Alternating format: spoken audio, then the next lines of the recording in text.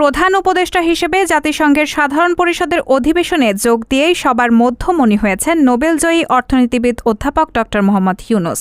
মঙ্গলবার নিউ ইয়র্কের ম্যানহাটানে friends of Bangladesh আয়োজিত সংবর্ধনা সভায় অংশ নেন ড ইউনূস।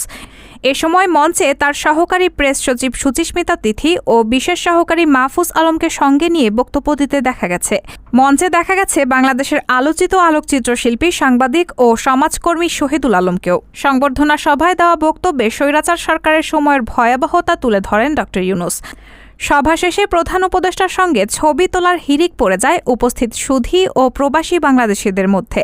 এ সময় লাইন ধরে তার সঙ্গে ছবি তুলতে দেখা যায় অনেককে, যার মধ্যে অন্যতম ছিলেন সাবেক মার্কিন রাষ্ট্রদূত পিটার হাস।